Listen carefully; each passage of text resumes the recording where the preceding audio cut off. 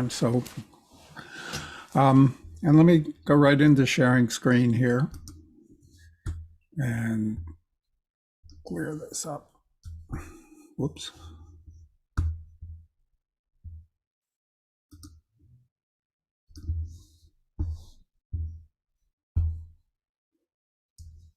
So we've been talking about the built-in functions, update, late update, fixed update, and various others.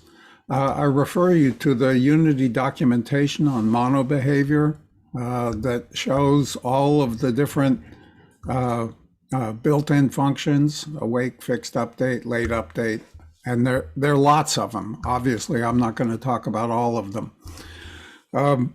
So we saw awake and start. Awake happens before start, A before S, and awake happens whether the script is enabled or not. Start only happens if it is enabled. We saw on trigger enter. We played with that. Let me show you something very quickly here.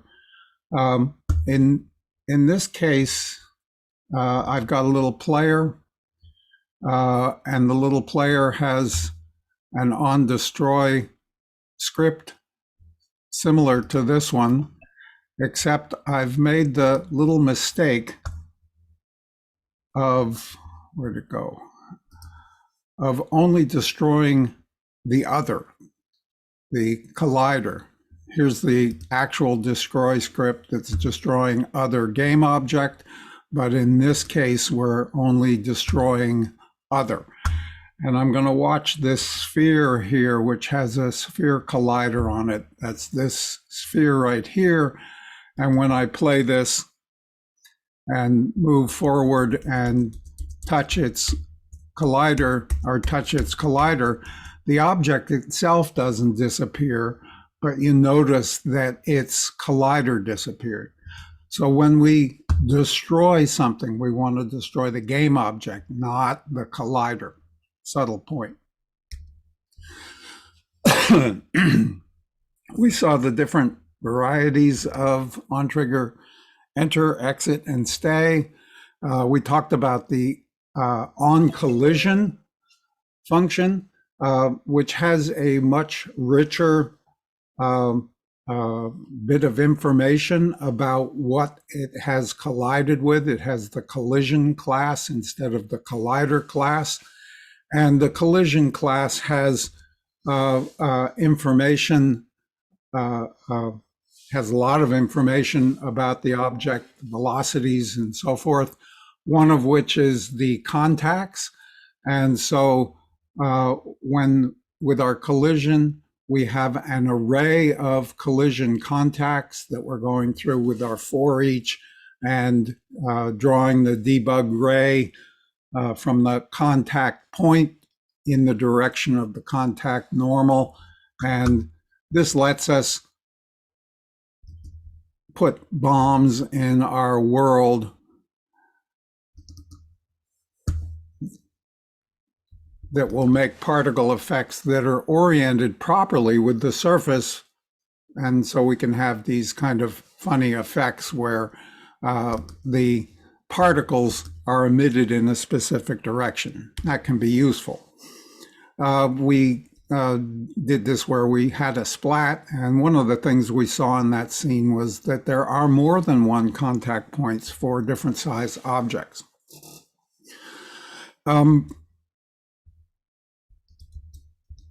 We saw the various debugs, and I believe we were talking about the on-controller collider hit. Now, we've got colliders, and we have rigid bodies, and we have the character controller, which is kind of a combination, but it's neither both nor either.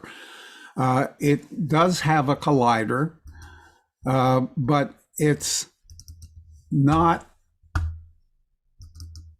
It's got this green thing around it. This is its collider, but this is the character controller that I can adjust the radius of and change the size of the surface that my object interacts with the world with. And one of the things we can do with this is set it up so that we can push objects around. Because the character controller is not controlled by the physics engine, it does things on its own. So I've got this little scene set up here, and I've got these different objects that will fall and bounce around, and I'll show you how I did that sign on them. But when I go to push these things with my character, it does wake them up, but it doesn't actually move them. If you keep at it, you can move them. And what I want instead is to be able to push them around, which I can do here with this pusher script that I've added to my FPS character. So now I can push these things around and interact with them in a much more physical way. But this requires a script. And here's what the script looks like. I'm using this on-controller collider hit, and its argument is the controller collider hit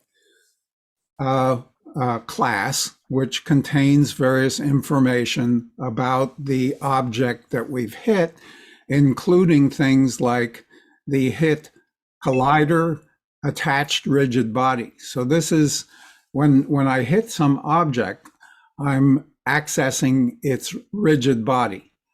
Now, if the object I've hit doesn't have a rigid body, that would be the body is null, it's going to bail. It's going to quit and not try and push it around. If the body is set to be is kinematic, it's also going to bail. It's going to return and it's not going to do anything. Another little test here, if the object is too much below us, we're also going to bail. And so here we're accessing the controller collider hit move direction, its Y component. So this move direction is the direction our character is moving at the point that we've hit this thing. And so we don't push things down too much. Finally, I form a new vector of the hit move direction X and the hit move direction Z, leaving the Y component 0, because I only want to push things in the horizontal. And then I apply to that rigid body's velocity the push direction, this vector that I just formed, scaled by the push power, which is an exposed variable that I can set. And so that's how this works. That's how this thing is able to push objects around in the world. And this is something you would use with any character controller style character. There are also rigid body style characters that don't use the character controller. So let me show you quickly these little sleeping objects that are have these nice signs over them, and I kind of like these things. They're assembled like we did with the blob shadow. So the root object is a rigid body with a configurable joint on it, and the configurable joint is very simple. It has the X, Y, and Z motions locked and the angular motion free. Everything else is just left at its defaults. And I'm connecting it to the cube that's positioned some distance below the root. Inside that thing, I have this container that contains my text object. It has a child of the text object. And I had to do this because the way the text worked, we could see the text upright from the backside, but I had to reverse its position here in order for the container which has this look at player script. The look at player script finds the game object with tag player, that's my character, and in the update function, it just uses the look at the player's transform position. So that's what's orienting this little sign to always look at the player, and so they constantly look at them.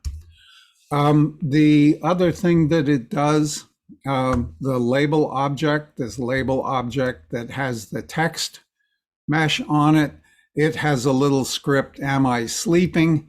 And the am I sleeping script has a watched rigid body, something that we have to actually drop in its exposed variable. It has this private text mesh that it uses a get component to access in the start function. And then in the update, it just tests the rigid body is sleeping function. If that's true, it makes the text sleeping. If it's awake, it sets it awake. And if you remember, rigid bodies go to sleep and they stop consuming cycles.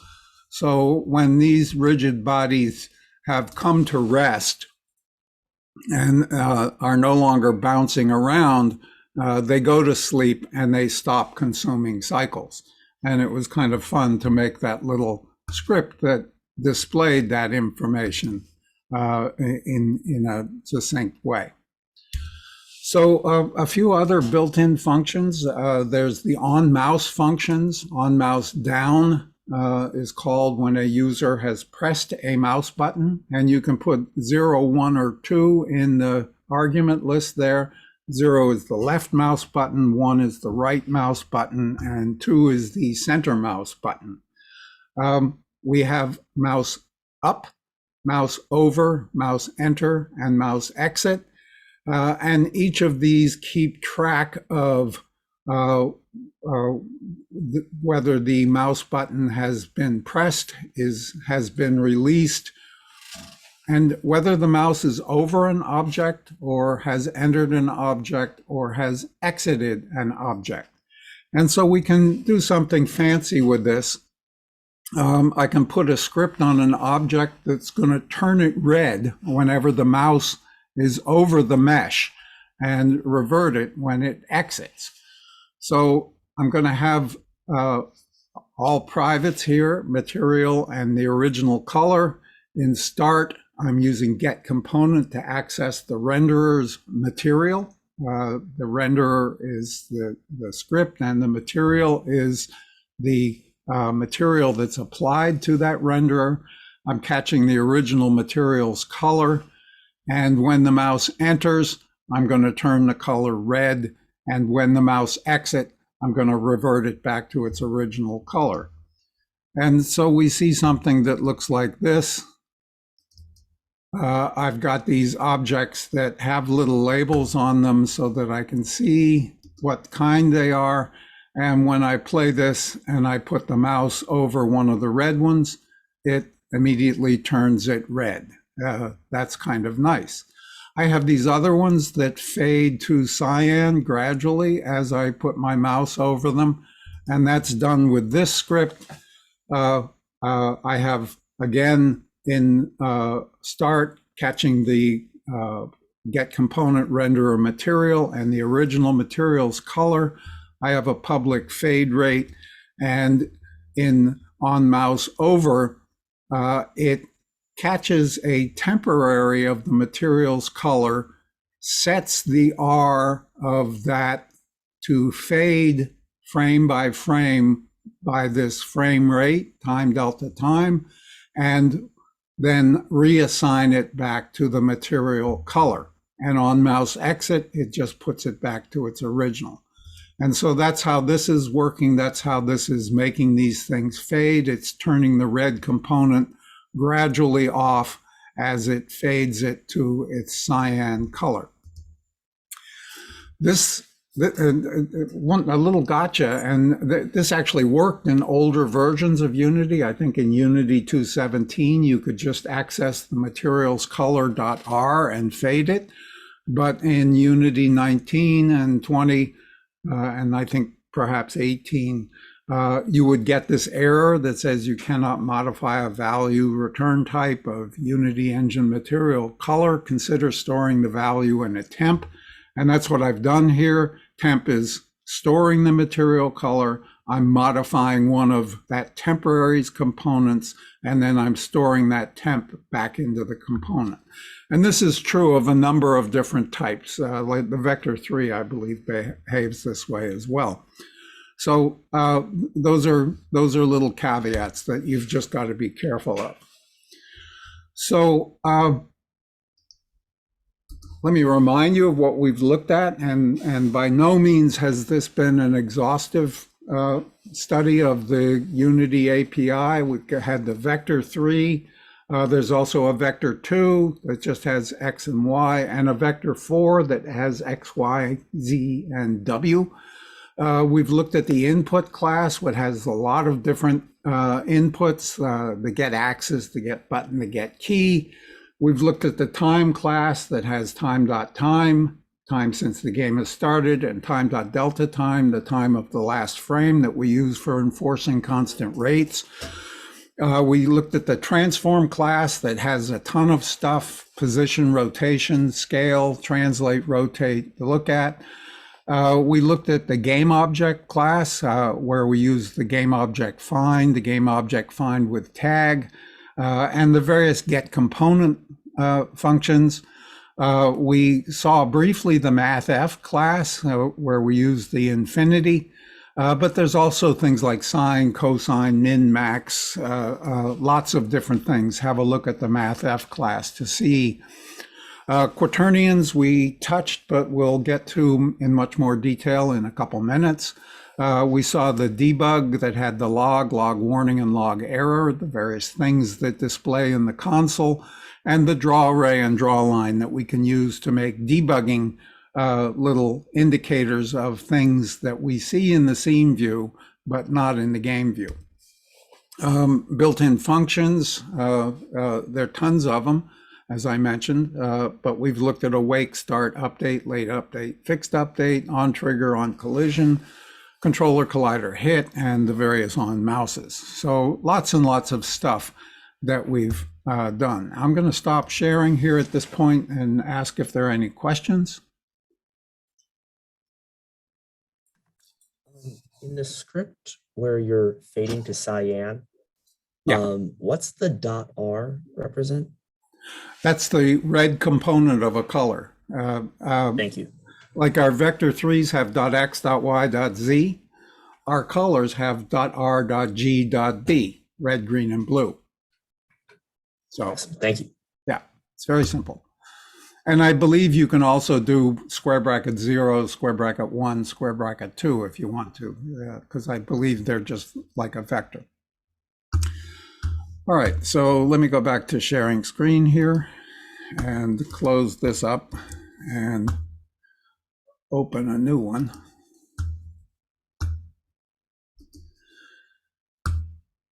And I want to go on to the next little bit here,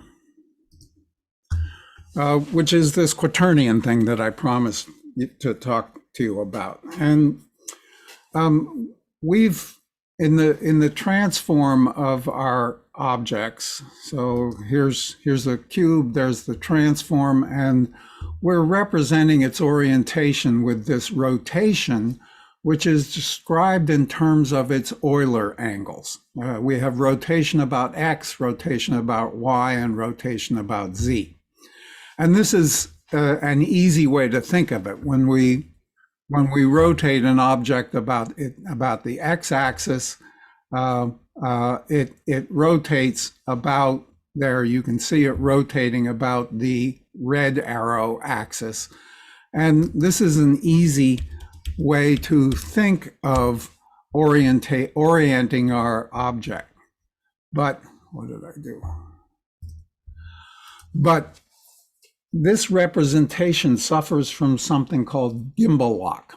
And this becomes very important when we try and blend from one orientation to another. And I'll show you this with an example here. I believe, no, I want to be in, I'm in the wrong one here. Sorry, let me get a different game. I want to be in C.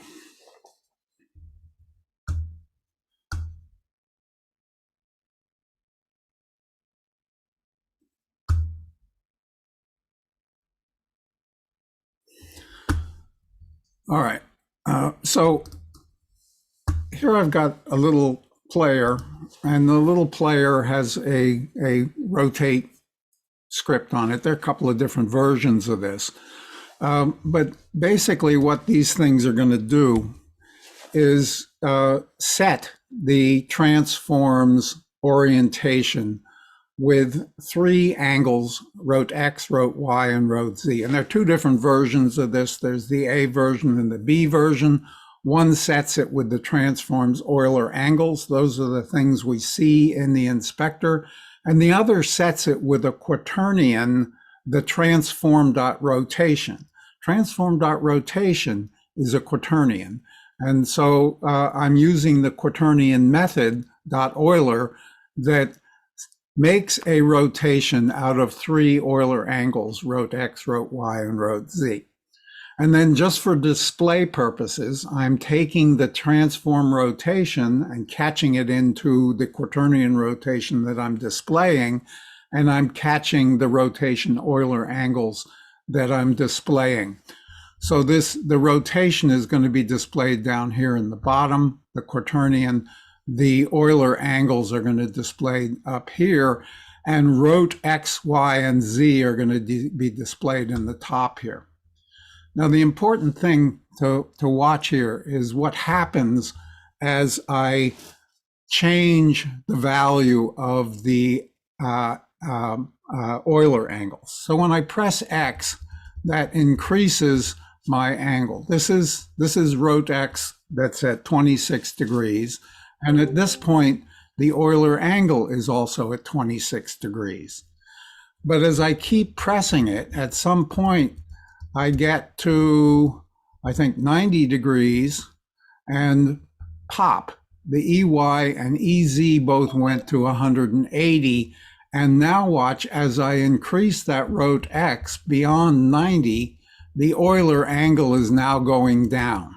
This is what I mean by gimbal lock. As these angles change, they change abruptly. Now, if you watch down below here at the bottom, which I can't see because the zoom thing is over top of it, these are the values of the quaternion, and they go from plus or minus 1 up and down as plus or minus 1. And so as I'm pressing the X here, the X component of the quaternion is going to plus 1 and then back down to minus 1. And the W is changing over here as well.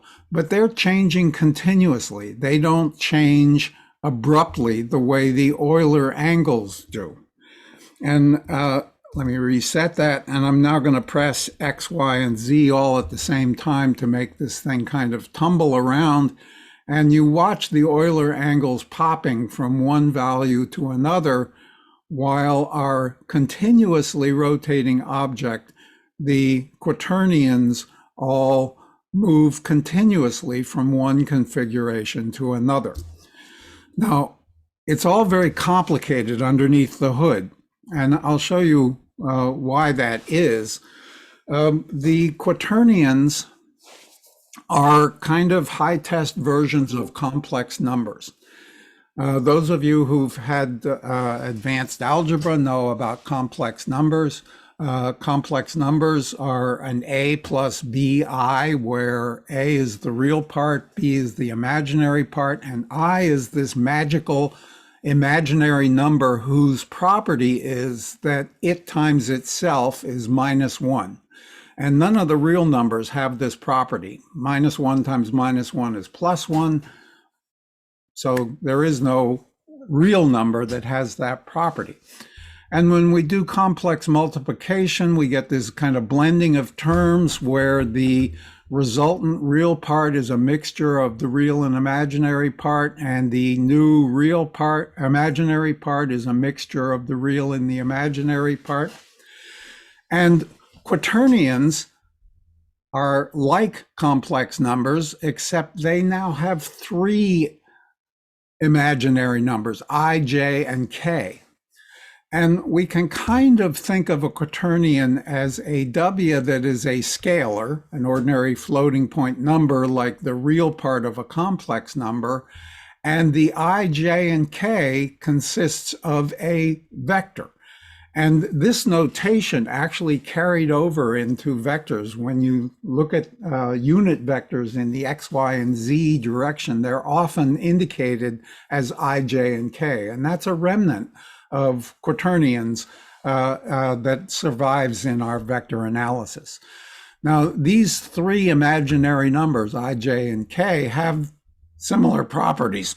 I times I is -1, J times J is -1, K times K is -1, I times J times K is -1, and cyclical products of I and J make K, J times K makes I, K times A makes -J.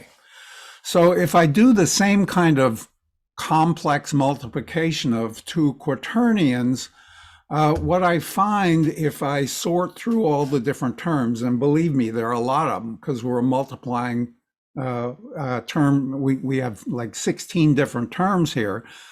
We can find that some of them are the dot product of the two vectors, and some of them are the cross product of the two vectors. And this is actually where the definition of the cross product came from these quaternions. Now, if 460 were still offered, there's a 2-day lecture on how quaternions represent rotations, but take it at face value. Here's the rotation representation of a done with quaternions. The W component is the cosine of the angle that we're rotating divided by 2. And the vector part of the quaternion is a unit vector about which we're rotating by this angle A times the sine of the angle over 2. A horrible mess, but this is how we represent rotations with quaternions. We don't need to do anything with this, but we need to know underneath what's going on. So as a result of this, in scripting, we can multiply two rotations. Unity does the multiplication of two complex rotations with X, Y, Z, and W components, and it forms a new rotation. So if I had a rotation like this, and I had a rotation like this, and I multiplied those two together, I would get the direct rotation that goes directly to it. And we can also multiply rotations by vectors, and we will get the new rotated vector. So these are all useful things that we can do in scripting. Now, with the quaternions, we have access to their X, Y, Z, and W components with the swizzle notation. We have access to the Euler angles that in our transform inspector are the angles that we're accustomed to look at. We have a quaternion dot identity, which is the rotation that corresponds to no rotation. No rotation is when the X, Y, and Z axes of our object are aligned with the X, Y, and Z axes of the world. And that would be a zero angle rotation about a vector, it doesn't matter. But since the cosine of 0 is 1, the W term ends up being 1. And since the sine of 0 is 0, the X, Y, and Z components are all 0. So the identity quaternion is 0, 0, 0, 1.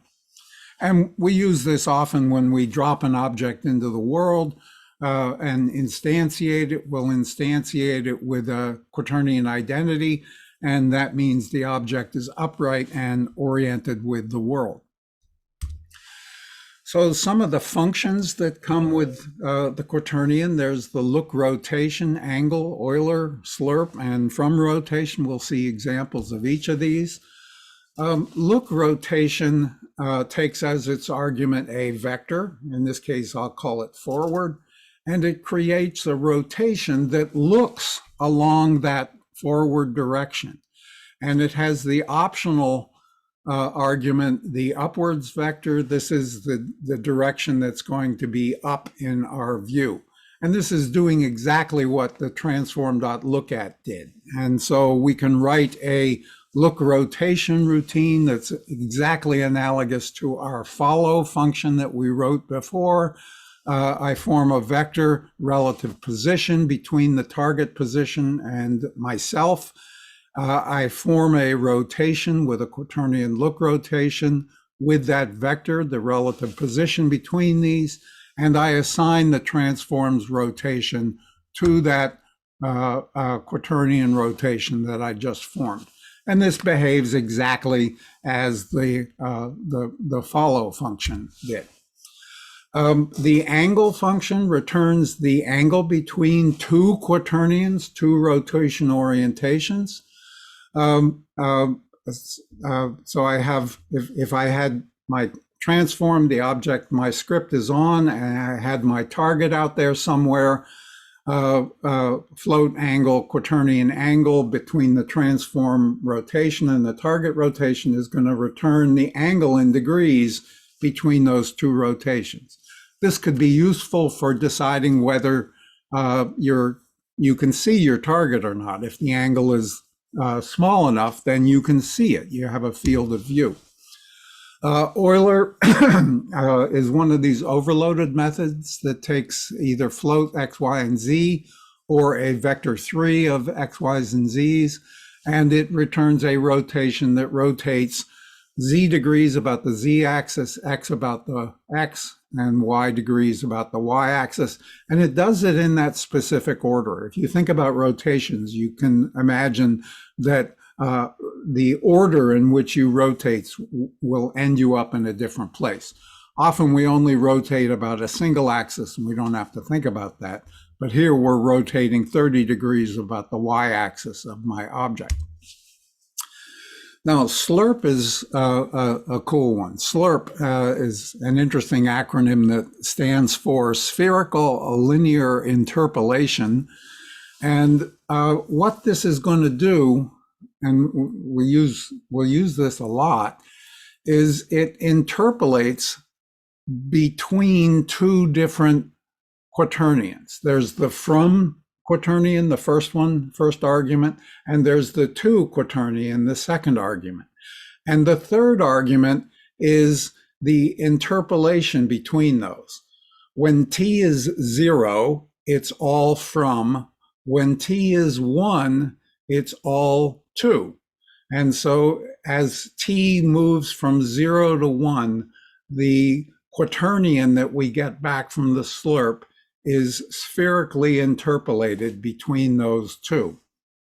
So this is very cool.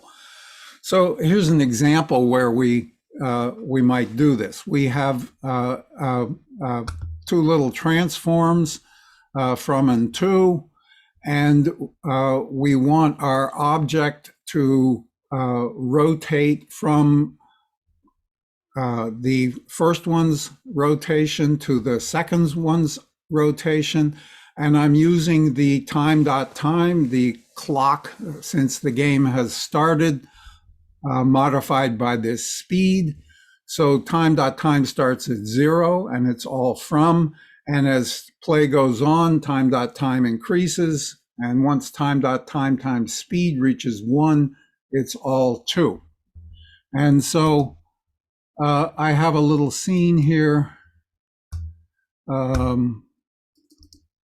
Slurp. So I've got my red cube. I have my blue cube. and I have my green cube, and the green cube is going to move from being oriented like the red to being oriented like the blue. So when I start this thing, immediately the green will pop to match the red, and then it will move over time to match the blue. Now, there's another way to do this, which is I call this the progressive method, where instead of going from to to over some time, I'm going to take my current transform's rotation and move towards the to rotation by time delta time times my speed. And this is a little different. Remember, time delta time is the time of the last frame. So this is a small number. So what I'm doing is I'm taking my current rotation and I'm moving it a little bit towards the to rotation. But then I'm taking that and storing it immediately back into the object's transform rotation. So each frame, what I'm doing is I'm moving a little bit towards the to rotation. And since I'm getting closer and closer to it, eventually I will reach it, but it takes some time. And of course I can adjust it with that speed. And so here, I believe the green cube is now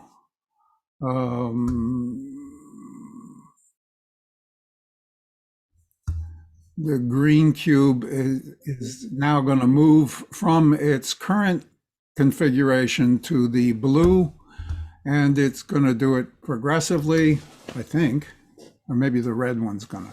Oh, the green one moves the first way, but the red one did it progressively. And so you can see it doesn't move at a uniform rate. It kind of gets closer and closer and closer to the blue cube. So the blue cube is using this progressive method. So subtle differences, but different ways that we can move these different things around. There's also a vector 3 version of Slurp. It works exactly the same way as the Quaternion version of Slurp, except it works on a vector instead of a Quaternion. It spherically interpolates between two vectors, and it goes from the from vector to the to vector by the amount t. So we can look at a little scene here from our with our spotlights and our space bar that moves to different things. And on the light here, I have two lights. I have a red one that uses linear interpolation. In addition to Slurp, there's also LURP, linear interpolation. And I have a green light that uses that spherical interpolation. And I've got various gizmos that show what's happening here as it moves. And so you can see the green one, that's the spherical interpolation, and the red one is the linear interpolation. And so the spherical one kind of goes on a great circle, and the linear one interpolates the vectors linearly between them. And so if you can see it takes different paths, but that's using that linear interpolation and spherical interpolation to move among those different points. And the lights are all just there to make it look pretty. So I did that with our find closest example. I have the linear version where it uses LURP to move that point by the target position with speed times fixed delta time, and the Slurp spherical interpolation to do different way. There's also the from to rotation, and this one's kind of interesting. This takes two vectors, a from direction and a to direction, and it forms the rotation that will move from one orientation to the other. And so this is similar to what we did before there, but I have an example that that uses Quaternion spherical. Let me start that over again with the big picture here. In one case, it's using linear interpolation, and in the other, it's using spherical. And this shows the difference between the two Quaternions and the angular distance between them. These behind here are using that progressive method, so they're getting closer and closer to matching the orientation of the blue ones. So some examples there to show how to do these different things. And this is the script for those examples. So I'm going to stop sharing there for a minute and see if there are any heavy-duty questions about Quaternions. They're complicated. Happily, we don't have to know anything about the complications, but we will use them a lot because they are Unity's internal representation of the orientation of an object. In the inspector, it shows the Euler angles, but when we manipulate things, and in particular, when we transform between two different orientations, we have to do it with the Quaternion because Euler angles have this bump in them where they hiccup. So any questions about what I've done there? No? Okay, so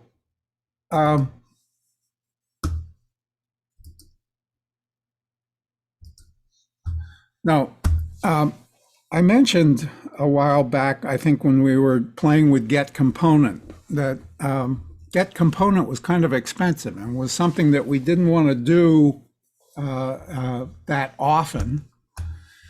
I'm not going to get to the pictures here in this time, but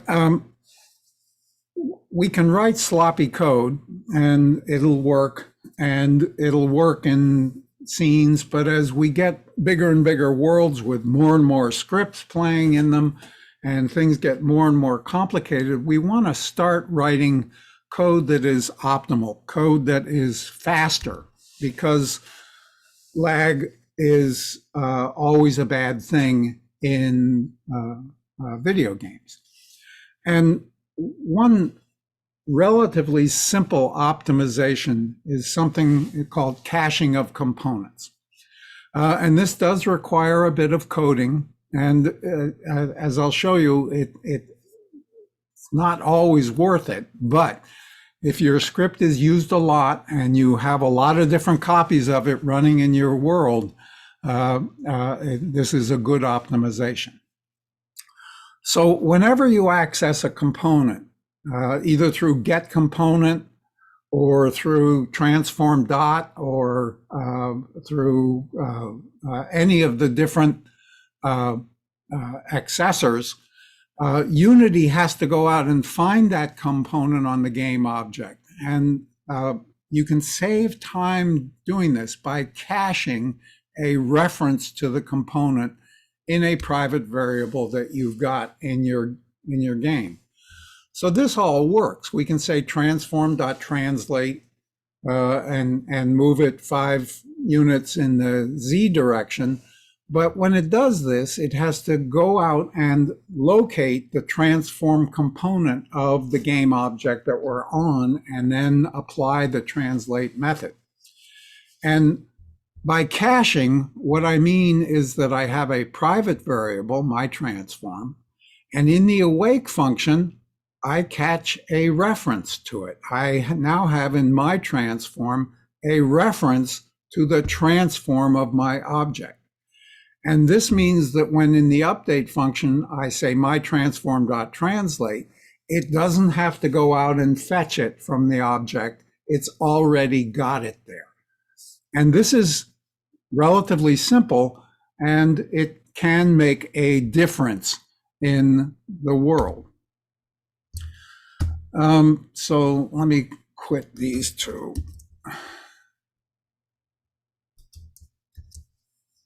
Don't save. And this is D. So this is a little hard to demonstrate because this is a subtle effect, and you've really got to flog your system, particularly on a modern computer. But here's two different scripts. Without caching, I'm going to do a get component, the text setter without object, and I'm going to access its increment counter. And in the text setter without this component that I'm accessing, I'm going to get the component text mesh, and I'm going to set it to be the counter. That is the argument that I've been passed by the other thing. So all of this is happening without caching. The caching version has a private script text setter with that in the start it gets, and it accesses that cache component. The text setter width has a private text mesh that it gets component, and it accesses that. So here is a world full of objects doing those things. This is the cached object without. And you see I'm running at 28 frames. And here, if I press the O, it switches to the scene with, and I'm getting 30 frames. So switching back and forth here, the frame rate doesn't change that much. But if I look at the profiler, I'll show you the profiler view here.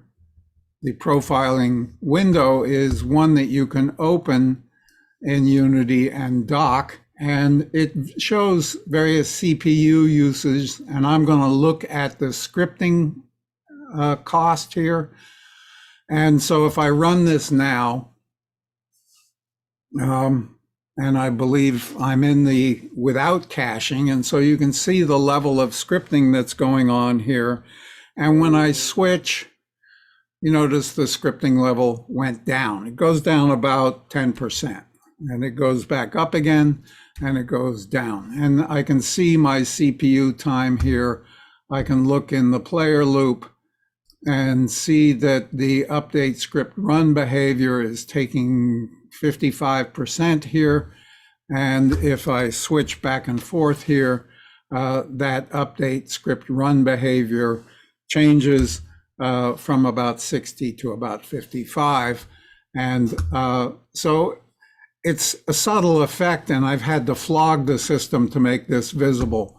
But this is the kind of thing that you can get when you pay attention to your scripting and make cached copies of the various things that you're going to access a lot. If you're just doing the get component and start and awake, it's no big deal. But if you're doing get component and update, or you're accessing the transform in update, it's really, it buys you a little bit to cache it. So I'll pick up here next time. I'm going to stop sharing, entertain questions, and we'll do much more with optimization on Friday.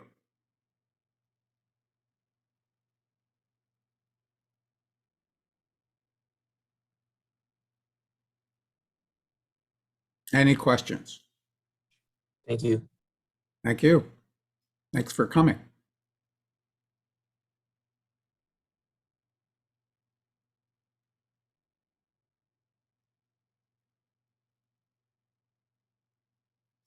All right, well, I'm going to stop recording at this point.